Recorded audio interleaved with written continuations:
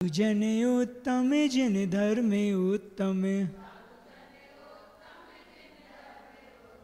अरिहंत शरणा सिद्ध प्रभु शरणा, साधु जन शरणा जिन धर्म शरणा, चारि शरण अगे हरण जगत में, और न शरणा हितकारी, जो जन ग्रहण करे वे होते, अजर अमर पद के धारी। नमस्कार श्री अरिहंतों को, नमस्कार श्री सिद्धों को, आचार्यों को उपाध्यायों को, सर्वलोक के संतों को, सर्वलोक के संतों को, पंच परमेष्टि भगवंतों की, आचार्य गुरुदेव श्री मानतुंग स्वामी महाराज की, आचार्य गुरुदेव भगवंत श्री विद्यासागर जी महाराज की, तीन कमनों कोटि मुनि महाराजों की। बहुत अच्छा। मंगलाचरण कर लें अपन पहले। भक्तामर प्रणत मौलि मणि प्रभाण, मुद्योतिकं दलित पापितमोवितान, सम्यक प्रणम्य जिन पाद युगम युगादा, अलंबनं भवजले ताम जनानाम। 18, 19, 20, 21 तक पढ़ लिए थे ना बना, तो 18 से 21 तक का पहले पाठ करेंगे, फिर 22 नंबर का देखेंगे। 18 नंबर का निकाल लो आप लोग। नित्योदयं दलित मोह महांधकारं, गम्यं न राहुबदिनश् नवारिदान, विभ्राजते तविमुख जिमनल्पिकान्ति, विद्योतयज्जगत् पूर्वे शशाङ्के बिम्बं, किं सर्वैरीषु शशिना विनिविवश्वतावा, युष्मन्मुखेन्दुदलितेषु तमस्सु नाथ, निष्पन्नशालिवनशालिनि जीवलोके, कनकयज्जलभरै ज्ञानं यथा त्वयि विभाति कृता विकास, नैवं तथा हरिहरादिषु नायकेषु, तेजो महामणिषु याति यथा महत्त्वं, नैवं तु काचसकिले किरणाकुलेऽपि, मन्ये वरं हरिहरादये विदृष्टा, दृष्टेषु येषु हृदयं त्वयि तोषमेति, किं वीक्षितेन भविता भुवि नान्या, कश्चिन्मनोहरति न। 21 तक हुए थे।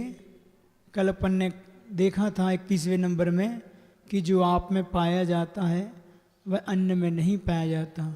जब एक बार आपके दर्शन कर लिए तो संसार में अन्य किसी के दर्शन हमारे लिए आवश्यकता नहीं है। क्यों? क्योंकि आपके दर्शन मात्र से हमें इतना संतोष हो गया कि भगवान जन्म जन्मांतरों में भी अगर मुझे प्राप्ति हो सिर्फ आपकी हो और आपके दर्शनों की हो। ये बात भी ठीक है कि हमने पहले अन्य देवी देवताओं के दर्शन कर लिए, उनको देख के जो आपको दर्शन किए तो वो भी संतुष्टि है कि अब मुझे कुछ देखने को नहीं रह गया। क्योंकि किसी भी चीज़ को अपन देखते ना, जब तक अपन पंचेंद्र की भोग भी हैं, अगर जब तक भोगे नहीं है तो अंदर से लालसा बनी, क्या पता वो चीज़ कैसी है। वो चीज़ हमने तो कभी देखी नहीं है, कभी हमने उसको उसका स्वाद नहीं लिया। अगर एक बार उस चीज़ का स्वाद ले लेते हैं तो फिर उसके प्रति आसक्ति खत्म हो जाती है। जैसे हम यहाँ के बैठे, अब कोई हमसे कहे कि महाराज जी हमें तो आलू बहुत पसंद हैं, हम नहीं छूटते, हमें तो बहुत अच्छे लगते हैं, तो अब हमने खाए नहीं होते तो हमारी भावना क्या पता आलू कैसे होते होंगे, कोई विशेष होता होगा। तो सारी सब्जियां तो अलग हैं, लेकिन आलू बच्चों को बहुत पसंद आते हैं। लेकिन हाँ, हमें पता है, हमने वो आलू का सुख भी देख लिया, वो स्वाद भी जानते हैं, इसलिए हमसे कोई हमें आश्चर्य नहीं होता, हमें पता है उस चीज़ का। जो चीज़ अपन भोग चुके हैं, भोगने के बाद एक हो सकता है, दो प्रकार के लोग होते हैं, एक भोगने के बाद संतुष्ट हो जाते हैं और एक ऐसे होते हैं भोगने के बाद उनकी इच्छा और बढ़ जाती है।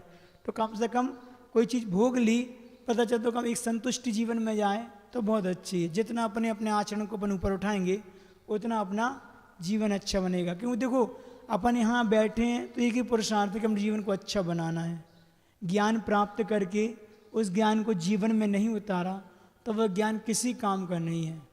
बहुत अच्छी बात है, दोष रहित आचरण से चरण पूज्य बन जाए। क्या कहा? दोष रहित आचरण से चरण पूज्य बन जाए, चरण धूल तब सिर चढ़े, चरण धूल तब सिर चढ़े, मरण पूज्य बन जाए। मतलब कितना महत्व है आचरण का। जब दोषों से रहित हमारा आचरण होता है तो मेरे चरण पूज्य बन जाते हैं। परसों रविवार के प्रवचन में कहा था कि अगर चाहे भगवान हो चाहे राम की बात बताई थी ना, कि राम के चरण क्यों पूज्य हैं, क्यों सुंदर हैं, क्योंकि उसका आचरण सुंदर है। जिनके आचरण चरण अच्छा होता है उसके चरण अपने आप पूज्य बन जाते हैं। अब वही जब चरण हमारे धूल सिर पे चढ़ती है ना तो हमारा मरण पूज्य बन जाता है, मरण हमारा अच्छा हो जाता है। महापुरुषों के जीवन से हमें सीखने मिलता है, उनकी भक्ति, उनकी आराधना, उनका गुणानुवाद करने से हमारा संसार में आना सार्थक हो जाता है, अर्थात अपने मरण को सुमरण कर सकते। ये बात तो पक्की है कि उत्तम कुल उच्च जाति मिलने के बाद भी हमने अगर अपने मरण को नहीं सुधारा तो कुछ नहीं किया। जैन दर्शन जीना नहीं सिखाता, हमारा जैन दर्शन तो मरना सिखाता है। धर्म कहता है कि जीवन मिला है तो कुछ ऐसे कर्म करके जाओ कि अंत में जो मरण हो वो सुमरण हो। तो हमारे यहाँ तो संलेखना समाधि मरण का महत्व बहुत है। पूरे जीवन भर कितना कुछ कर लो, साधना का फल तो अंत में यही है कि अपना समाधि मरण कर सकें। तो ऐसी भावना प्रतिदिन हमें भाते रहना चाहिए। तो अपन ने ये भगवान की बात पढ़ी थी 21 नंबर में। अब 22 नंबर के काव्य में है, बड़ा प्यारा काव्य है, उसमें आप लोग बहुत परिचित होंगे इस काव्य से। इसमें भगवान की माँ का वर्णन किया है कि भगवान आप तो धन्य हैं ही कि आपने जन्म लिया और जन्म के साथ अपने जन्म को सार्थक किया, आपके माध्यम से कई जीवों का कल्याण हुआ। लेकिन वो माँ भी धन्य नहीं है किसने आपको जन्म दिया। क्योंकि कोई भी व्यक्ति कोई काम करता है, अच्छा है बुरा, उसका पूरा प्रेफरेंस उसके माता पिता को मिलता है। हमारे बच्चे अच्छी करते हैं तो उसका एक सुख और उसका एक श्रेय माता पिता को मिलता है, बुरा करते हैं तो वो भी मिलता है। तो जैसे किसी बालक को या किसी संतान को जन्म हमने दिया तो ये बात पक्की है कि एक अलग अनुभूति माता पिता को होती है। और फिर वही बालक अगर आगे चल कुछ अच्छा करे राष्ट्र के लिए, धर्म के लिए, अपने आप आत्म कल्याण के लिए, तो उसका पूरा श्रेय उसकी माँ को भी जाता है, पिता को भी जाता है, क्योंकि उनके पालन पोषण में उसको ऐसे संस्कार मिले, उसने अच्छा किया। इसलिए यही बात यहाँ पे बताने के लिए आचार्य महाराज माँ की विशेषता बताते हुए कहते हैं, स्त्रीणाम सतानि सतसो जनयन्ति पुत्रान् नान्याश्रुतं तदुपमं जननी प्रसूता सर्वादिशो ददति भानि सहस्ररश्मिं प्राची विदिग्जनयति स्फुरदंसुजालम्। पाठ सरल है, अपन इसका अर्थ लगाते हैं। क्या कह रहे हैं? सतानी स्त्रीणाम, स्त्रीणाम सतानी, सतानी मतलब सैकड़ों स्त्रियां, सतसह जनयंती पुत्रान, सैकड़ों पुत्रों को जन्म देती हैं। क्या ले रहे हैं? सैकड़ों स्त्रियां सैकड़ों पुत्रों को जन्म देती हैं, परंतु तद उपमम सुतम, तदुपम लिखा ना, तद उपमम सुतम अन्य जननी प्रसूता, आपके जैसे पुत्र को, आप जैसे पुत्र को अन्य जननी दूसरी कोई माँ ना प्रसूता भानी, मतलब ना प्रसूता उत्पन्न नहीं कर सकती। क्या बोला? सैकड़ों स्त्रियां शताशः पुत्रान, सैकड़ों पुत्रों को जनयंती जन्म देती हैं, परंतु तत् उपमम सुतम, आप जैसी उपमा को, मतलब आप जैसे पुत्र को अन्य जननी दूसरी कोई जननी या माँ ना प्रसूता उत्पन्न नहीं कर सकी। एग्जाम्पल क्या दे रहे हैं उदाहरण में? भानी सर्वा दिशा दधती, भानी मतलब क्या हुआ? नक्षत्रों में, आकाश के नक्षत्रों में सर्वा दिशा दती, सभी दिशाओं को धारण करती हैं। नक्षत्रों को सभी दिशाएं, चारों दिशाओं में नक्षत्र होते हैं। नक्षत्र बोले तो तारे आदि, ग्रह आदि चारों दिशाओं में है, परंतु स्फुरद अंशुजालम, स्फुरद अंशुजालम लिखा ना, स्फुरद अंशुजालम मतलब स्फुरायमान, मतलब देदीप्यमान, अंशु मतलब किरणों के समूह वाले, अंशुजालम तो देदीप्यमान किरणों के समूह वाले, सहस्रश्मिम, पहले भी आया सहस्रम, किसको बोलते हैं? सहस्रश्मिम किसको बोलते हैं? सहस्रश्मिम, सहस मतलब क्या होता है? 1000, रश्मि मतलब उसकी किरणों वाला, तो 1000 मतलब भानु, भानु मतलब भास्कर, भास्कर सूर्य को, सूर्य का पर्यायवाची क्या है? सहस्रश्मिम, याद रखो, पहले भी शब्द आया है, अपन पढ़ गया। तो कह रहे हैं सभी दिशाएं धारण करती हैं, कौन? नक्षत्रों को सभी दिशाएं धारण करती हैं, परंतु देदीप्यमान स्फुरायमान किरणों के समूह वाले सहस्रश्मिम अर्थात सूर्य को प्राची दिक एव, प्राची मतलब पूर्व दिशा, पूर्व दिशा को प्राची दिशा भी बोलते हैं, तो प्राची दिक एव पूर्व दिशा ही जनयति अर्थात प्रकट करती है। नक्षत्र तारा आदि जितने हैं ये तो सभी दिशाओं में हुआ करते हैं, लेकिन एक बात जरूर है कि सूर्य तो प्राची दिशा मतलब पूर्व दिशा में ही प्रकट होता है। सूर्य का उत्पन्न कहाँ से होता है? जानते हो कौन सी दिशा में सूर्य उत्पन्न होता है? बच्चे बताएंगे कौन सी दिशा में होता है? सुबह सूर्य निकलता कौन सी दिशा में होता है? सनराइज कौन सी मतलब उसमें होता है? ए झूठ बोल रही है, सही बताओ। ईस्ट में होता है। ईस्ट मतलब कौन सी दिशा होती है? हिंदी में कौन सी होती है? पूर्व होती है ना। और सनसेट कौन सी दिशा में होता है? महाराज जी हम सो के नहीं उठते, हमें क्या पता कब सनराइज होता है? कितने बजे सो के उठते? अच्छा आज का नियम ये बता दे रहे फिर महाराज जी, अभी पहले से देते हैं। आज का सबका नियम है, चाहे वो बच्चे हों चाहे बड़े हों, हमारे लिए देखो वैसे तो शास्त्र की बात बताए, अच्छी बात निकली, हमारी ब्रह्म मुहूर्त में उठना चाहिए। ब्रह्म मुहूर्त किसको कहते हैं? नहीं 4 से 5 का नहीं, 3 से लेकर 6 का जो काल होता है उसको बोलते हैं मनोहर काल। उस काल में सारे कार्य सिद्ध होते हैं तो अलग बात है, वो तो सबसे अच्छा है। विद्यार्थी जीवन में पढ़ने के लिए सबसे अच्छा काल मनोहर काल माना जाता है, 3 घंटे का। और वो काल जितनी भी साधक है ना, साधना के लिए सबसे अच्छा काल माना, इसलिए महाराज लोग रात में 3 बजे उठ के 6 साल तक अपने पूरे कर्तव्य करते हैं। सामायिक है, प्रतिक्रमण है, पाठ आदि सब करते हैं, बच्चों के लिए पढ़ने के लिए सब अच्छा।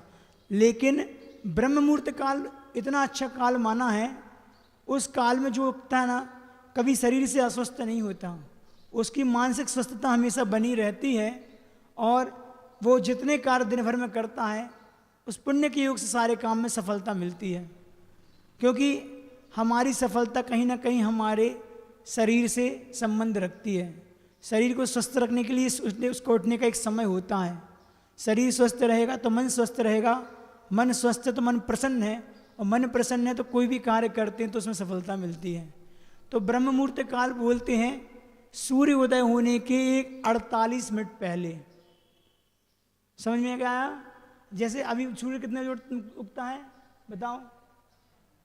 अगर किसी ने देखा हो तो सूर्य उत्पन्न बिल्कुल समय से 6 बजे हो जाता है, 6:05 पे होता है।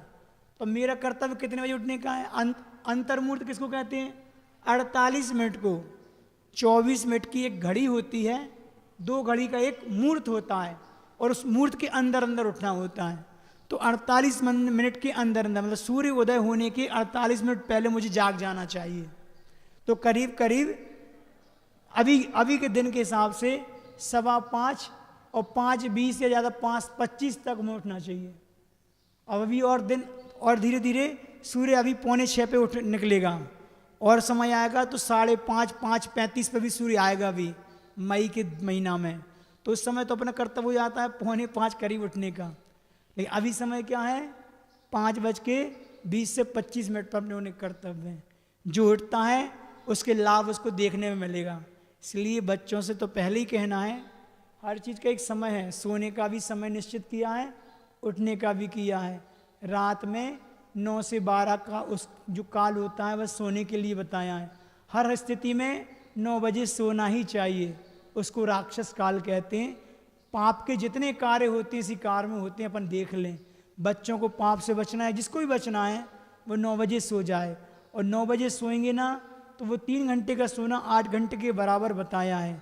उस सुबह 3 बजे से उठना है, 3 से 6 का जो पढ़ना होता है वह 8 घंटे के पढ़ने के बराबर है। इसलिए अपन को देखना, बहुत से बच्चे कहते हैं महाराज जी नींद नहीं आती इतनी जल्दी। नींद हमेशा आएगी, आप बिस्तर पे पहुँचे तो नींद अपने आप आएगी। 1-2 दिन नहीं आएगी, अपने आप आएगी। कैसे नहीं आती? लेकिन अपनी आदत बना लीजिए 12 बजे के बाद सोने की, तो अपन कहते हैं कि नींद नहीं आती। बिस्तर पे जाने के बाद, और बहुत अच्छी बात है, कोई घोड़ा बैठ के सोने को सोना नहीं बताया, शरीर को आराम देने के लिए थोड़ा सा विश्राम बताया है। तो जरूरी नहीं कि नींद नहीं आती तो महाराज जी मुझे विश्राम नहीं मिला, कि मेरी थकान नहीं मिटी। मात्र लेटने मात्र से भी हमें विश्राम मिलता है, शरीर की थकान मिटती दिन भर की। इसलिए सोना नहीं बताया गुर्राटे मार के सो। इसलिए तो साधु जो है ना पाटे पे सोते हैं कि कितना ही थके हों, आप लोग जैसी नींद नहीं आती कि पता ही नहीं चले कब सुबह के 8 बज गए 7 बज गए। हमारी तो अगर रात के 9 बजे भी सोएंगे तो अगर 2:30 बजे 3 बजे उठना है तो उसके बीच में 10 बार नींद खुलती है। जितनी बारी करवट लेना है बदलना है तो नींद खुलती है, पीछे लगाना ही पड़ता। तो जागृत अवस्था बनी रहती, इसलिए वो पाप का कारण नहीं बनती। और आप लोग के लिए वो पाप सबसे ज़्यादा कर्म का बंध होता है सोते समय। अपन सोचेंगे मैं जी प्रवृत्ति करें, घूमें फिरें, खाएं पिएं तो ज़्यादा कर्म का बंध हो। सोते समय तो सिर्फ सोना ही है, लेकिन सबसे ज़्यादा रचनावर्णी कर्म का बंध होता है तो सोते समय, क्योंकि वो एक गाफिल अवस्था है। अर्ध मरण बताया उसको। क्या बताया है? सोने को मरण की भांति, आधा मरण, क्योंकि हमें पता ही नहीं, शुद्ध बुद्ध खो के सो जाते हैं। उस समय किसी की प्राण निकल जाए सोते समय तो अच्छे नहीं माने जाते। जागृत अवस्था में भगवान का नाम लेते हुए प्राण निकले तो अच्छा है। इसलिए कोई भरोसा नहीं, इसलिए पहले से हम सब त्याग करके रात्रि में सोते हैं कि भैया कोई भरोसा नहीं है मृत्यु का, मेरे चारों प्रकार के आहार का त्याग है। अब अगर मैं मरण को भी पार हो जाऊं, प्राप्त हो जाऊं तो मेरा सुमरण कहलाएगा। सही बोल रहे हैं ना? तो चारों प्रकार के आहार त्याग रहे हैं संध्या के बाद। जितनी भी बैठी ना बूढ़ी बूढ़ी दादियाँ, बिल्कुल चारों प्रकार के आहार शाम को 6 बजे के बाद हो जाना चाहिए। कोई दवाई नहीं, कोई औषधि नहीं। गुरुजी कहते हैं असंयम के साथ 100 वर्ष भी जी गए ना तो कोई महत्वपूर्ण नहीं हुआ, उसे कोई महत्व नहीं रहा। लेकिन संयम के साथ अगर 2-5 वर्ष भी जी गए तो वो महत्वपूर्ण है, वो सार्थक है। इसलिए बात अपन ध्यान में रखें। तो ब्रह्म मुहूर्त काल होता है सुबह का, सूर्योदय के 48 मिनट पहले पहले। सबको उठना चाहिए। जीवन में सफल होना है तो बहुत ज़रूरी है। हम सब बच्चों से कहते हैं सुबह की नींद इंसान के इरादों को कमज़ोर करती है। क्या कहा? सुबह की नींद इंसान के इरादों को कमज़ोर करती है। जो हमने सोचा है अपने आप में लक्ष्य को प्राप्त करना है वो कभी प्राप्त नहीं हो पाएगा, हमेशा कमजोरी बने रहेंगे। और किसी चीज़ के लिए ज़्यादा सोचना अपने लक्ष्य को कमज़ोर करना ही है। हम सोचते ही रह जाएंगे, अब आज नहीं तो कल करेंगे, कल नहीं परसों। हम कोई काम की शुरुआत करने से पर जितना ज़्यादा सोचते हैं उतना वो हमारा संकल्प कमज़ोर पड़ता है। तो सुबह की नींद इंसान के इरादों को कमज़ोर करती है। देर तक सोने वाले कभी मंजिल को नहीं पा सकते। जो देर तक सोएगा ना वो कभी अपने लक्ष्य को प्राप्त नहीं कर पाएगा। वो पीछे रहते हैं, वो पीछे रहते हैं जो सूरज को उठाते हैं। जो सूरज जिन्हें उठाता है वो पीछे रहते हैं, सूरज जिन्हें उठाता है, और वह आगे बढ़ते हैं जो सूरज को उठाते हैं। अगर आगे बढ़ना है तो हमें पहले उठना पड़ेगा, उसके बाद हम सूरज को उठाएंगे। नहीं तो डेली तो हमारे बाद हम पहले सूरज उठ जाता है, हम बाद में उठते हैं, इसलिए हमेशा हम पीछे रहते हैं। तो चलिए, ये बात समझ में आई। तो इसमें क्या कह रहे हैं आचार्य महाराज, जगत में सैकड़ों नारियां हैं और सैकड़ों स्त्रियां हैं और सैकड़ों पुत्र को जन्म भी देती हैं, किंतु हे नाथ, हे भगवान, आपके समान महाप्रतापी पुत्र को, वैभवशाली ऐश्वर्यशाली ऐसे पुण्य की संपदा को लेकर आए, ऐसे पुत्र रत्न को अन्य किसी माता ने जन्म नहीं दिया आज तक। जो सो ठीक ही है, क्योंकि सभी दिशाएं ताराओं को ही धारण करती हैं, नक्षत्रों को, परंतु एक प्रकाशमान स्फुरयमान सूर्य को तो केवल एक पूर्व दिशा ही धारण करती है। कितनी बड़ी बात, मतलब भगवान के जन्म के महत्व को बता रहे हैं। और धारण करने वाली माँ कितनी मतलब सौभाग्यवती होगी। वैसे तो स्त्री पर्याय में आना पाप का कारण है। 3 गतियों में स्त्रियां होती हैं, पता है? एक में कौन सी में नहीं होती स्त्री? कहाँ नहीं पाई जाती स्त्री? नरक में, है ना। नरक में सिर्फ एक ही वेद होता है, कौन सा? कौन सा होता है? नरक में सिर्फ नपुंसक ही होते हैं, न स्त्री न पुरुष।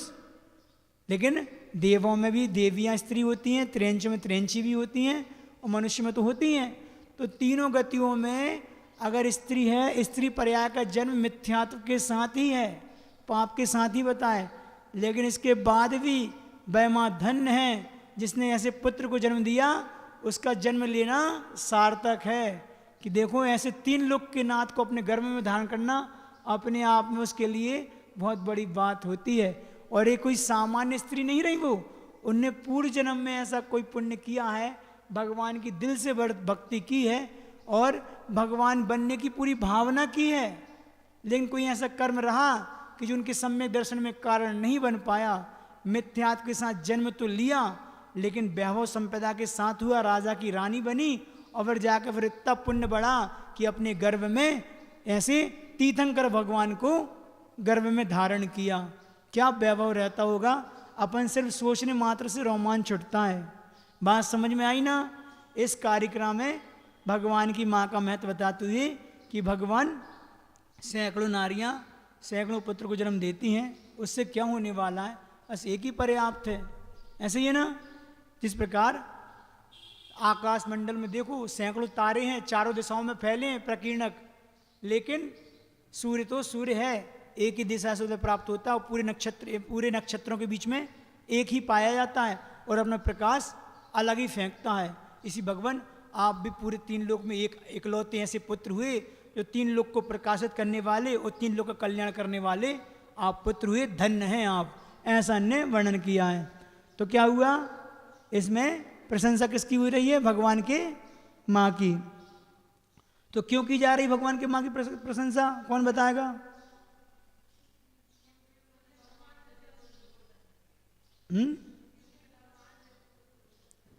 भगवान जैसे पुत्र को, मतलब माँ ने अपनी कोख में भगवान मतलब बाल प्रभु को बालक में जन्म दिया, तो पूरे भूमंडल को, पृथ्वी मंडल को धन्य कर दिया। क्यों कर दिया? यदि ये माँ नहीं होती तो भगवान का जन्म नहीं होता, होना तो माँ के माध्यम से। और फिर मोक्ष मार्ग कौन बताता अगर भगवान की माँ नहीं होती? तो इसलिए वो जन्म इनका देना सार्थक है कि भगवान माँ है तो वो बालक का जन्म दिया, बालक का जन्म हुआ तो भगवान ने हमें मोक्ष मार्ग का दर्शन कराया उनके माध्यम से। इसलिए सुत के साथ साथ सुत की जन्म देने वाली माँ भी प्रशंसनीय वंदनीय होती हैं, जिनके बालक अच्छा करते हैं। अपन देखें, आप लोग के 4 पुत्र भी होना, और भले आपको कितना ही जीवन में अच्छे से रखें, लेकिन वो सुख नहीं मिलता।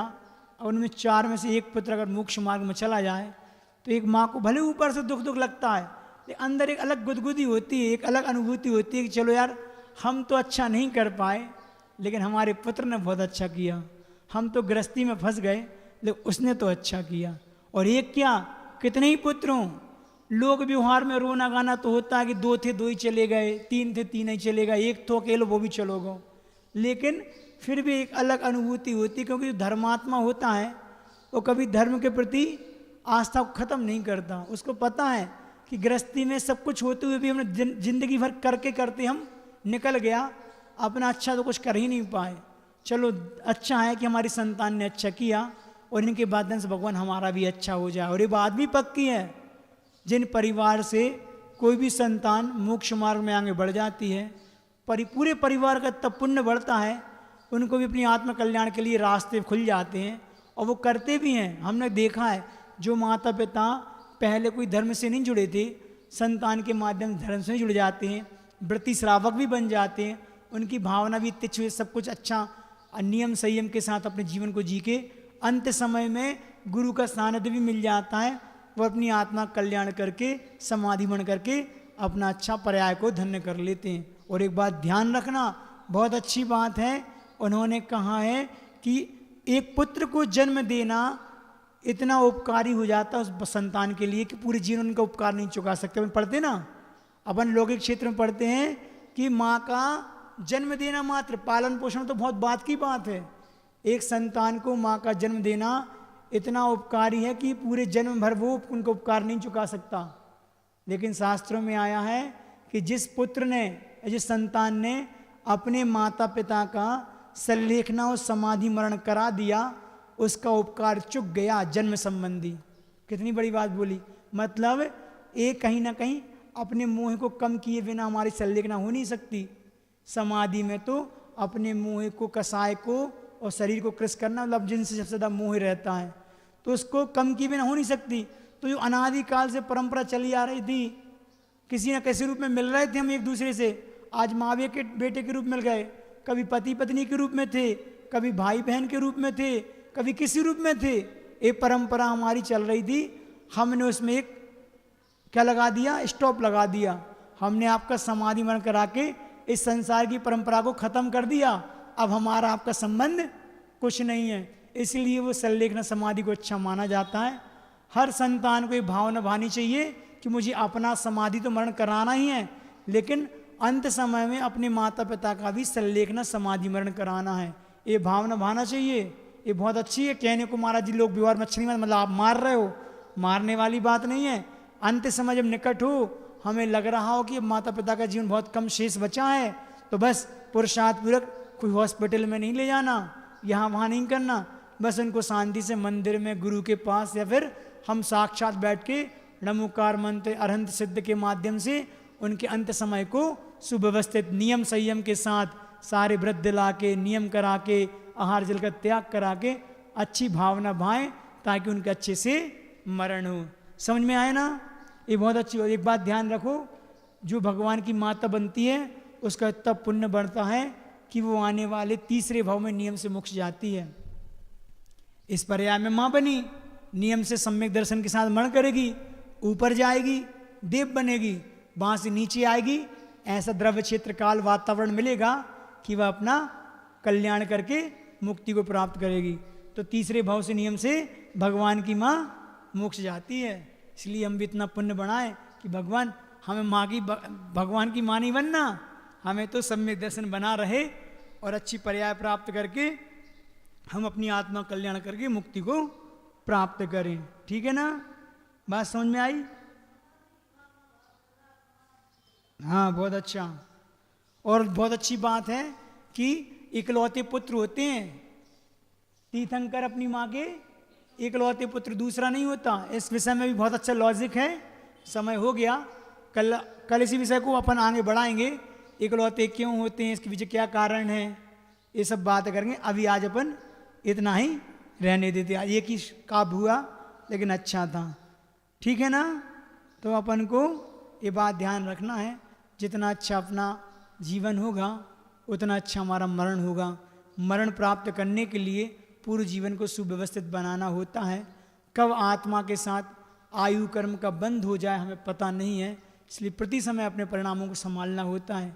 आयु कर्म का भरोसा नहीं है, पता चला जीवन भर अच्छा किया और जिस समय हमारा आयु बंध हुआ उस समय हमने ऐसे खराब परिणाम कर लिए तो गति बिगड़ सकती है हमारी, और ऐसे निमित्त मिलते हैं आयु कर्म बांधने के लिए। इसलिए प्रति समय सचेत रहो, ये बात बताई है। आज अपन इतना ही रहने देते हैं।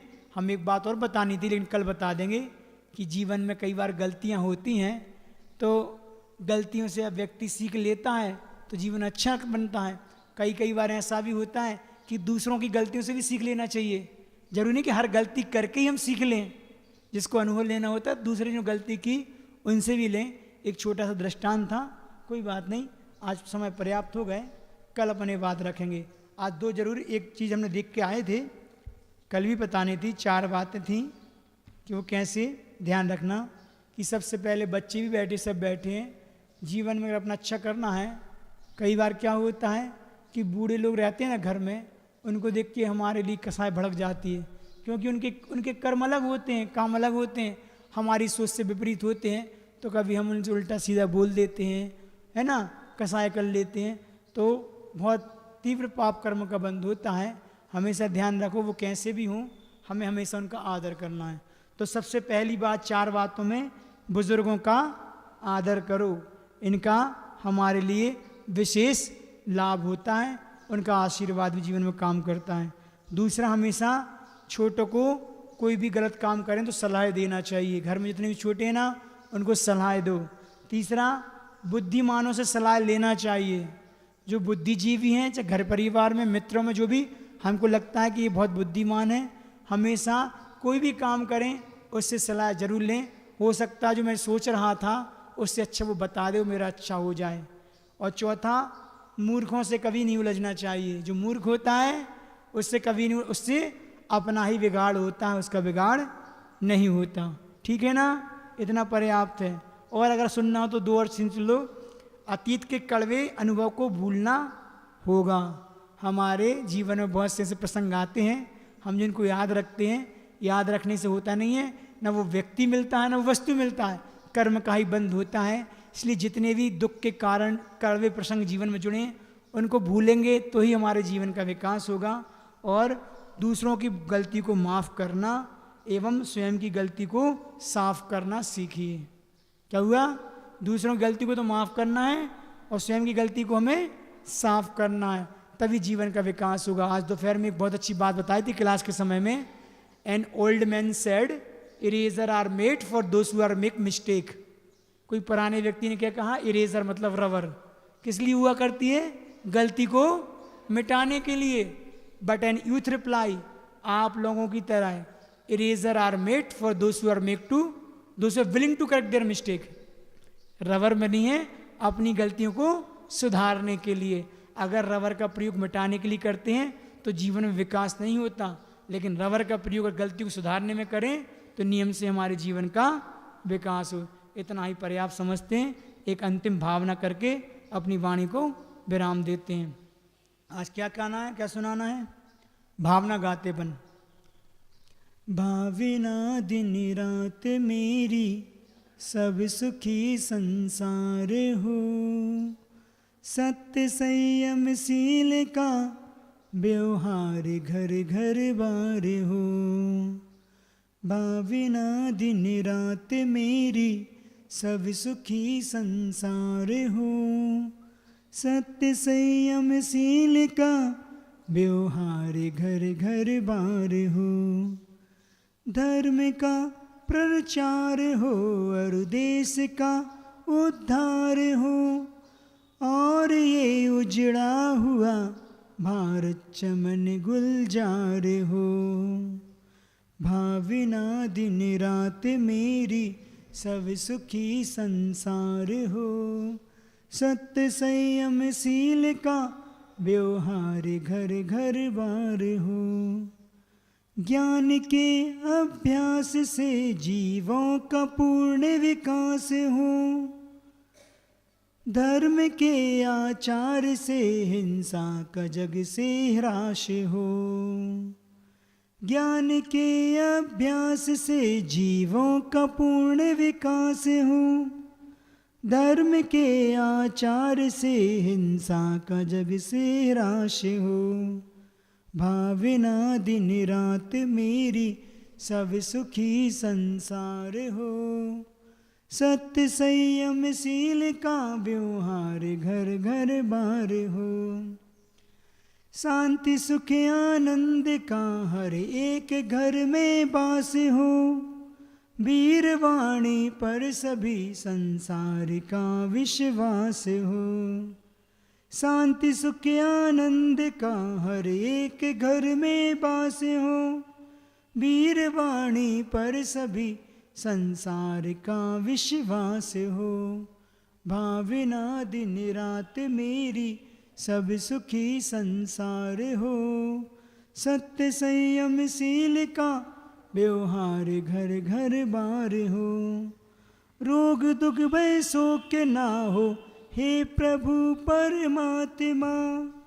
कर सके कल्याण ज्योति सब जगत की आत्मा। रोग दुख भय शोक ना हो, हे प्रभु परमात्मा। कर सके कल्याण ज्योति सब जगत की आत्मा। भावना दिन रात मेरी सब सुखी संसार हो। सत्य संयम शील का व्यवहार घर घर बार हो। सत्य संयम शील का व्यवहार घर घर बार हो। अंतिम 4 लाइन गुरुदेव को समर्पित करके अपनी वाणी को विराम देते हैं। दुनिया के उपवन में फूल बहुत हैं। दुनिया के उपवन में फूल बहुत हैं। सुरभि बिखरा दे जो वो कोई कोई होता है। पर्वत पर फैले पत्थर बहुत हैं। बंधन जिनका हो वो कोई कोई होता है। यूं तो धरती पर हर कण ही पावन है। यूं तो धरती पर हर कण ही पावन है। पर शीश चढ़े जो वो कण कंचन होता है। यूं तो पग पग पर मिलते हैं संत कहलाने वाले। यूं तो पग पग पर मिलते हैं संत कहलाने वाले। पर विद्यासागर जी बन पाएँ वह बिरला ही होता है। वह बिरला ही होता है। आचार्य गुरुदेव भगवान श्री विद्यासागर जी महाराज की